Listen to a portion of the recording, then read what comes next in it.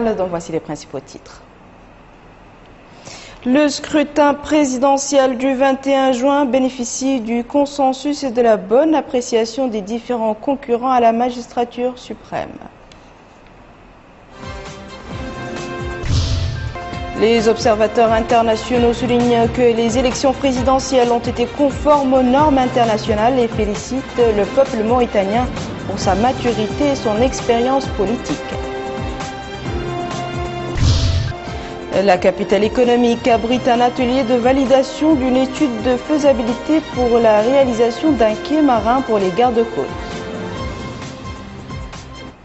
Merci mesdames et messieurs de vous joindre à nous après la proclamation des résultats du scrutin présidentiel du 21 juin dernier par la CENI. L'heure est présentement à la réaction. Nous allons d'abord écouter celle du candidat Boydjel Houmeid.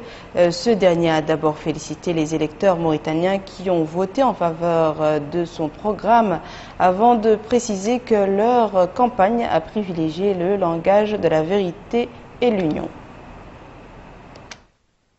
Et que c'est 32 000 à peu près, parce que c'est 31 725 ou 750 qui ont choisi notre programme, nous les en félicitons et nous les en remercions. Et nous estimons que nous étions dans une situation très difficile, nous, lui-même. Nous étions entre le marteau et l'enclume. Le marteau, parce que le pouvoir, les Mauritaniens sont habitués à voter pour celui qui est au pouvoir. D'un côté, à cause des pressions que nous avons dénoncées et que nous continuons à dénoncer. Et vous avez de l'autre côté l'extrémisme. L'extrémisme qui est très facile à connaître et que nous pouvions bien tenir ce langage. Mais notre choix à nous, c'est de dire aux Mauritaniens la vérité et de leur parler le langage de l'union. Et c'est ça que nous avons défendu. Et quand vous regardez la répartition des votants à l'intérieur, nous sommes peut-être le seul parti, nous sommes gars sûrs, le seul parti avec le parti au pouvoir qui a été présenté, où les Mauritaniens ont voté pour notre parti, pour notre candidat sur tout le territoire national. Et ça, c'est extrêmement important parce que, vous savez, il y a des idées qui n'existent que dans les grandes villes. Et nous avons été sur tout le territoire national. Et ça, c'est grâce au travail que nous avons mené et au langage que nous avons tenu aux Mauritaniens. Je n'ai jamais accepté de dire qu'on va gagner parce que je connais le peuple mauritanien. Et on m'a reproché, mais j'ai choisi de ne dire que le langage de la vérité. Et le langage de la vérité, c'était très clair que les Mauritaniens sont en majorité avec le pouvoir, mais que nous, notre rôle est d'expliquer aux Mauritaniens leur intérêt. Je crois que ces 32 000 qui ont voté pour nous ont compris notre discours et j'ai dit que nous, on va au rythme du peuple mauritanien. Nous serons là à d'autres échéances électorales et nous espérons qu'à chaque fois, on fera mieux que ce que jusqu'à réaliser nos préoccupations, c'est-à-dire et ce que nous voulons pour le peuple mauritanien. Pour sa part, la candidate Lalla Mariam Tmoula Idriss à l'élection présidentielle a elle aussi tenu un point de presse au cours duquel elle a félicité l'ensemble des Mauritaniens pour le bon déroulement des élections et souhaité à son rival gagnant tout le succès pour son prochain mandat. Je félicite le peuple mauritanien pour ces élections qui se sont déroulées dans la transparence. Et je remercie tous ceux qui ont voté à ma faveur. Et je respecte les autres qui n'ont pas voté pour moi, je respecte leur choix. Je félicite le président Mohamed Abdelaziz et je lui souhaite bonne chance pour le prochain mandat. Et je félicite tous les Mauritaniens pour le déroulement de ces élections. Autre de presse, celle tenue cet après-midi par Ibrahima Mokhtar Sarr, arrivé en 4e position dans l'élection présidentielle de samedi dernier. Le président de la JDMR a indiqué qu'ils sont allés dans ces élections sachant qu'elles ne seront pas crédibles et transparentes, mais se contentent de ceux qu'ils ont récoltés comme suffrage. Ce que je répète ici, après le verdict, c'est exactement ce que j'avais dit juste après avoir mis mon bulletin dans l'urne. Nous ne sommes pas allés dans ces élections parce que nous sommes sûrs de remporter la victoire. Nous sommes sûrs que ces élections ne seront pas transparentes. Nous sommes sûrs et certains qu'elles ne sont pas crédibles. Nous l'avons dit et redit. Mais nous y allons quand même. Parce que notre objectif, c'est surtout de porter un message. Un message que nous avons toujours diffusé. Celui que nous avons diffusé depuis 2007, lors de la première campagne présidentielle à laquelle j'ai participé. C'est d'avertir les Mauritaniens qu'ils courent un danger extrêmement grave, un danger de confrontation de nos communautés si on ne prend garde. Parce que le système qui nous gouverne, qui fait qu'il ne peut pas y avoir d'élections libres et démocratiques, est un système esclavagiste. C'est un système raciste, c'est un système féodal. Ce système ne peut pas organiser des élections crédibles. Ça, nous le savons et nous sommes conséquents. Donc, quand nous y allons, nous savons à quoi nous en tenir. C'est pourquoi nous n'allons pas nous rechigner ici ou bien nous mettre à nous protester parce qu'on nous a volé ou... On sait qu'on nous volera. On sait qu'on trichera. Par conséquent, quand nous y allons, nous le savions déjà. Et nous avons dit ce que nous avions redit lors de la campagne, n'est-ce pas, pour les législatives. Nous partons à ces élections et tout ce que nous obtenons, nous considérons que c'est Allah subhanahu wa ta'ala qui nous a donné et nous nous en contentons. Vous le savez déjà, le candidat Mohamed Ould Abdel Aziz a remporté haut la main l'élection présidentielle du 21 juin en totalisant plus de 81% des suffrages. Nous vous proposons de suivre une rediffusion de ces résultats proclamés hier par le président de la CENI. Taux de participation 56,46%. Ordre selon le dépôt des candidatures. 1. Candidature Mohamed Ould Abdel Aziz,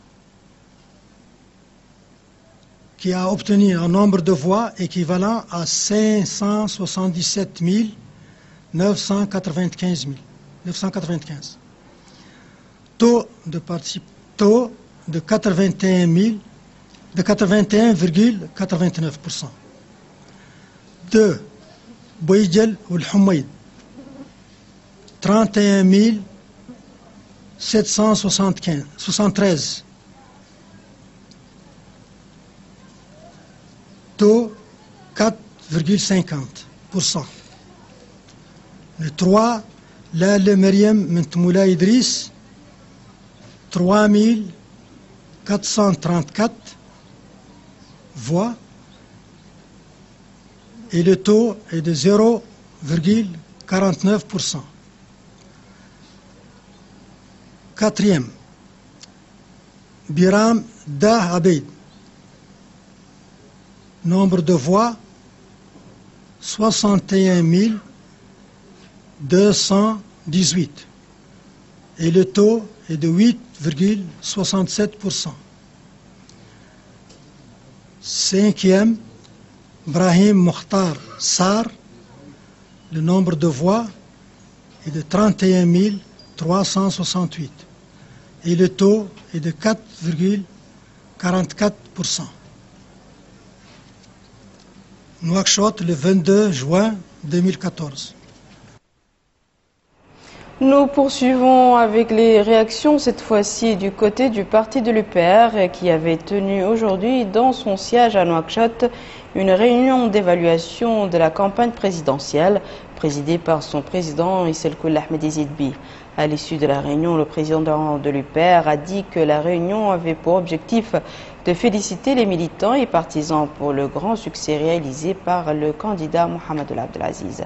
Il a indiqué par ailleurs avoir transmis ses félicitations à tout le staff au niveau de Nouakchott pour les efforts consentis à tous les niveaux lors de la campagne présidentielle. Il a fait remarquer qu'instruction a été donnée à toutes les structures du parti pour poursuivre la campagne dans le but de défendre le choix démocratique exprimé par le peuple mauritanien, ainsi que la méthode de gestion suivie par le président de la République.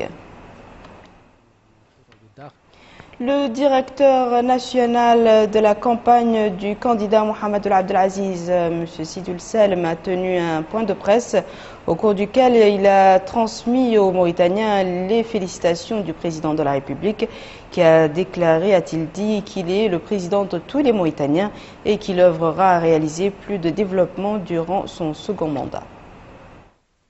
Le peuple mauritanien s'est exprimé massivement lors du scrutin présidentiel qui a été caractérisé par un bon déroulement et une parfaite transparence sur l'ensemble du territoire national et dans les 7 pays étrangers où nos compatriotes ont eu l'opportunité de s'exprimer. Les résultats qui viennent d'être proclamés par la CENI, la Commission électorale nationale indépendante, nous réconfortent sur la large adhésion du peuple mauritanien ainsi que son attachement au processus démocratique et électoral apaisé et consensuel tel que garanti par la Constitution de notre pays.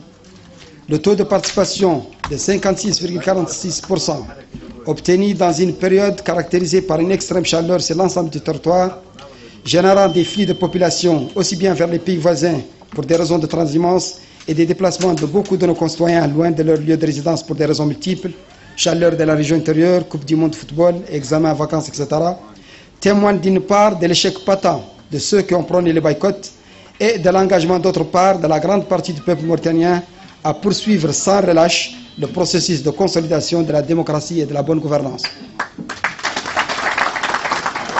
Pour les Mauritaniens, il est évident que les élections sont les seuls instruments incontournables pour la construction d'une vie démocratique apaisée et les seuls rituels constitutionnels du pacte républicain que le peuple mauritanien s'est choisi dans sa loi fondamentale. Les résultats de 81,89% obtenus par le candidat Mohamed Abdelaziz constituent un véritable plébiscite au programme de notre candidat. À cette occasion, le président nouvellement réélu, M. Mohamed Abdelaziz, félicite l'ensemble du peuple mauritanien pour l'atmosphère de cette campagne marquée par l'ordre et la discipline, prélude à cette levée historique mémorable, signe de maturité, de liberté et d'attachement à une vie politique consensuelle, respectueuse de l'esprit et de la lettre de la Constitution. Il renouvelle encore une fois son engagement à poursuivre une politique de renforcement de l'unité nationale, de l'indépendance de la justice et de la lutte contre la gabegie et les inégalités sociales, ainsi que la réduction de la pauvreté par une meilleure redistribution de la richesse nationale. Le président de la République, Mohamed Abdelaziz, remercie par la même occasion tous ceux et celles, jeunes et moins jeunes, hommes et femmes, qui ont contribué à la réalisation de cette victoire du peuple mauritanien. Le président de la République salue l'esprit de loyauté et de respect qui a caractérisé le comportement de tous les candidats tout au long de leur campagne. Fort de ce score de 81,89%, le président Mohamed Abdelaziz s'engage devant l'opinion nationale à être le président de tous les Mauritaniens et à garantir les droits de tous les citoyens et leur égalité devant la loi et devant les services de l'État. Nous remercions Allah et prions pour qu'il épargne à notre chère Mauritanie les affres de l'insécurité et de l'instabilité. Quant au porte-parole de la campagne du candidat Mohamed Abdelaziz Al-Hussein Al-Mohamed Al-Hadi, il a dans un point de presse affirmé que le président élu veillera à l'intérêt du peuple mauritanien dans ses différentes composantes et sans distinction aucune. Compte rendu de Moussa Ndiaye. Les Mauritaniens, ou dire même certains Mauritaniens, sont en général très attachés aux chiffres. Nous saisissons cette occasion pour mettre l'accent sur certains chiffres. En 2009, au moment où les politiciens étaient tous ensemble et ont participé aux élections, le taux de participation était de 64%. Aujourd'hui, avec l'absence de certaines formations politiques issues de l'opposition à cette échéance électorale, cette absence nous fait d'ailleurs un grand regret, car notre conviction est de permettre à tous de participer afin qu'ils donnent aux citoyens une occasion de faire son choix. Je répète qu'en 2009, où toute la classe politique avait participé, le taux de participation était de 64%. La différence entre cette année 2014 et 2009 est de 7%. Donc, la force de ces formations politiques qui ont boycotté et ont sensibilisé les citoyens de boycotter avec eux, cette force n'est que 7%. Nous ne contestons pas leur force ou poids politique, mais pour nous, la seule façon d'évaluer nos forces ou bien nos poids politiques, c'est à travers les urnes. En 2009, M. Mohamed Ould Abdelaziz, président de la République, a obtenu 480 000 électeurs. En 2014, il a obtenu 577 000 électeurs. Cela s'explique qu'il a obtenu plus de 170 000 électeurs. Aujourd'hui, on doit s'interroger sur ce nombre de plus. Il vient d'où? La réponse est simple à travers deux voies. La première s'explique par qu'en 2009, certains Mauritaniens n'ont pas voté pour lui. Aujourd'hui, en 2014, ils votent pour lui en disant que c'est lui le bon choix. La deuxième voie, il y avait une force politique qui ne votait pas à l'époque. Aujourd'hui, elle a le droit de vote. Et cette force est bien la jeunesse. Cette jeunesse a voté pour le président Mohamed Ould Abdelaziz cette année 2014.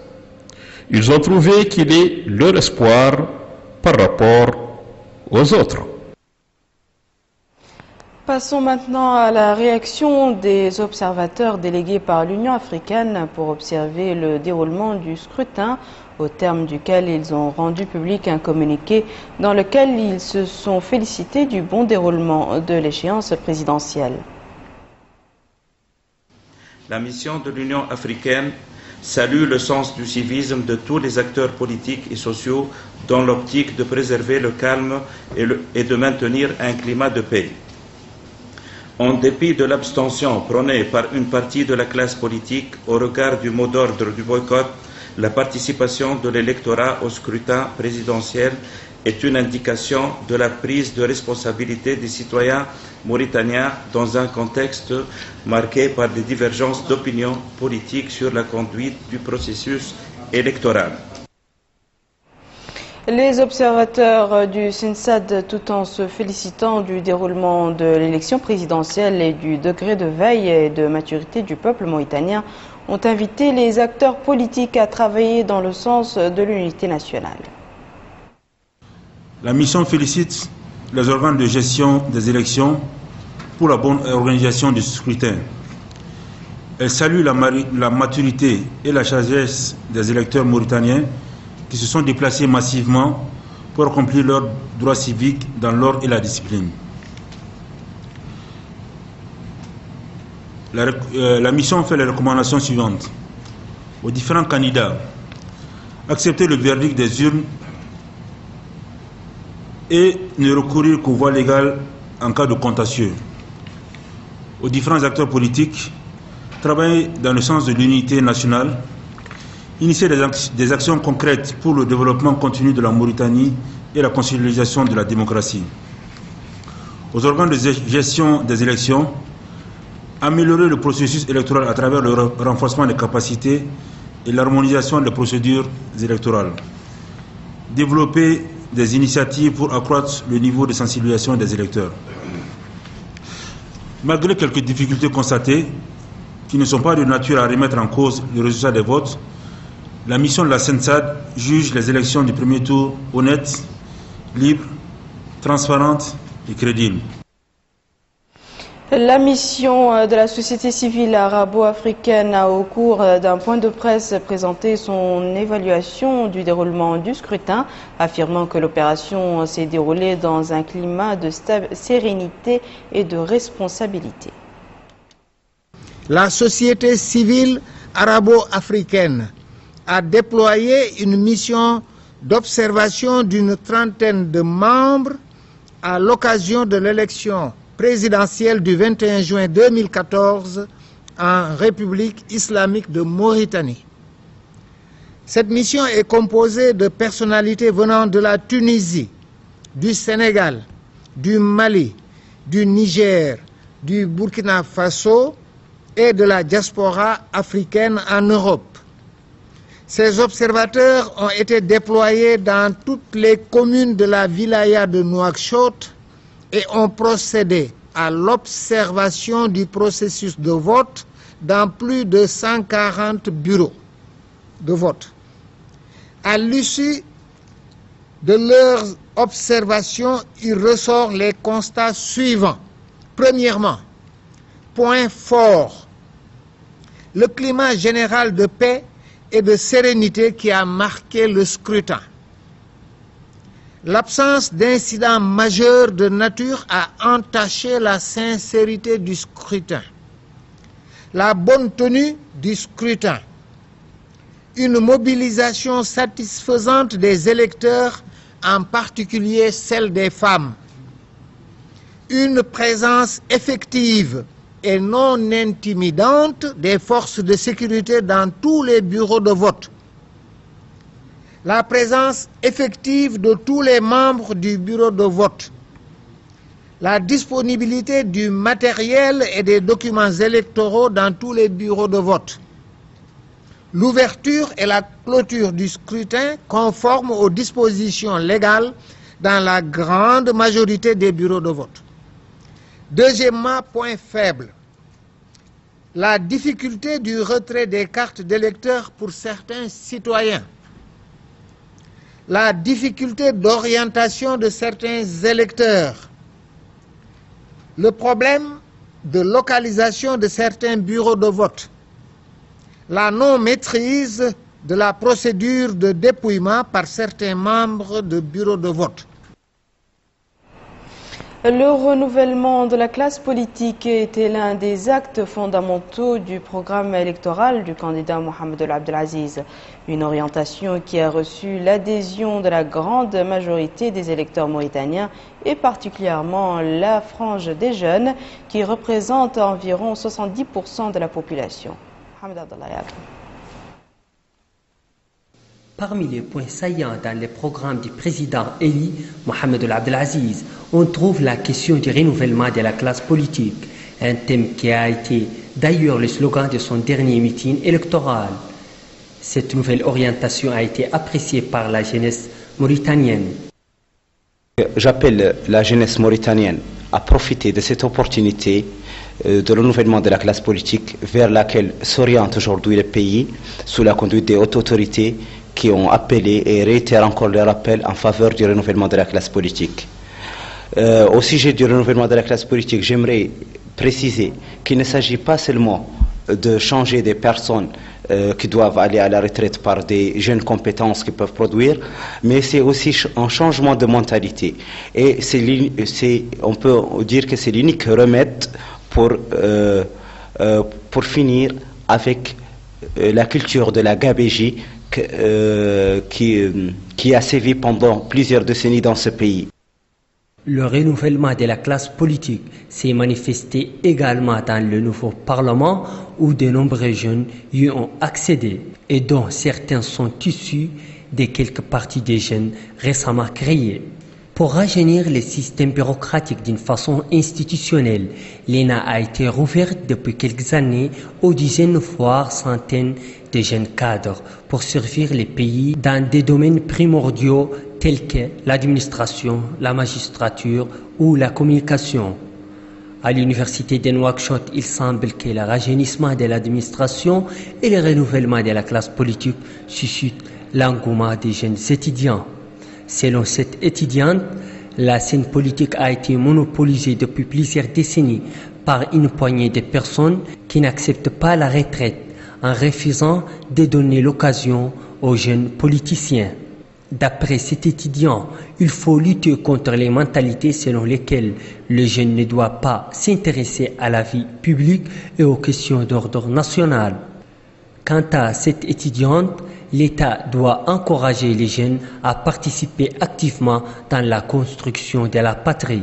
Les jeunes doivent eux aussi s'impliquer davantage dans les affaires publiques.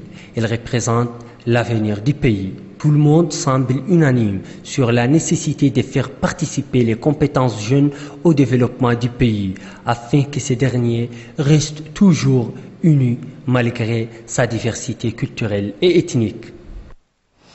De la politique, nous allons maintenant passer à l'économie et pour cela, nous allons nous rendre à Nouadhibou, la capitale économique, qui a abrité aujourd'hui un atelier consacré à l'étude de faisabilité d'un quai à Tourbleu.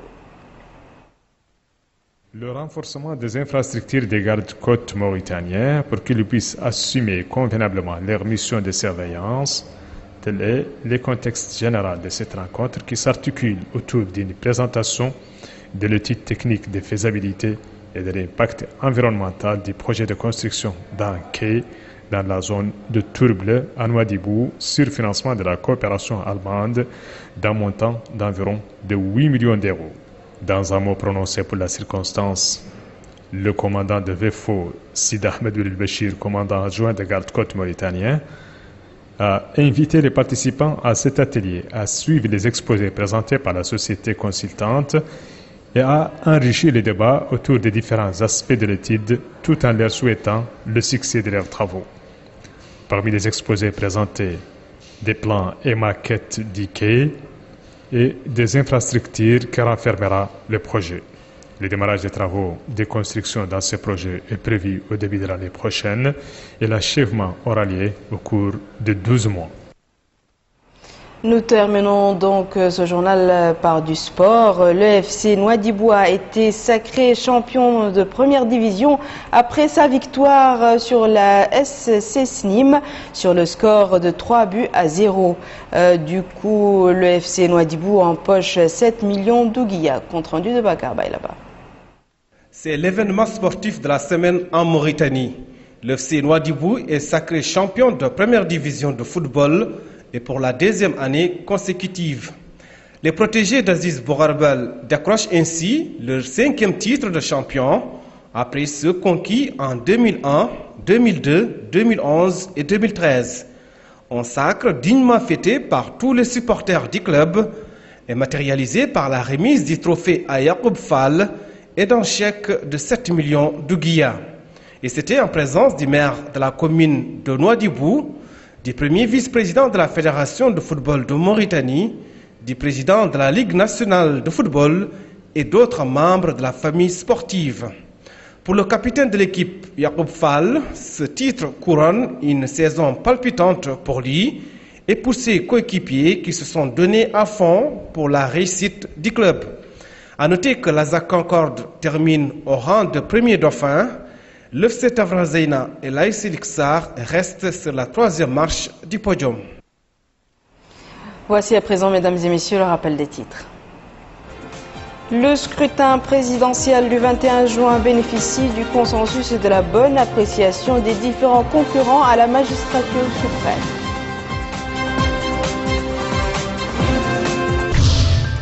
Les observateurs internationaux soulignent que les élections présidentielles ont été conformes aux normes internationales et félicitent le peuple mauritanien pour sa maturité et son expérience politique. La capitale économique abrite un atelier de validation d'une étude de faisabilité pour la réalisation d'un quai marin pour les gardes-côtes. C'est la fin de ce journal, mesdames et messieurs. Merci à vous de nous avoir suivis. Merci de votre fidélité. À la semaine prochaine, Inch'Allah.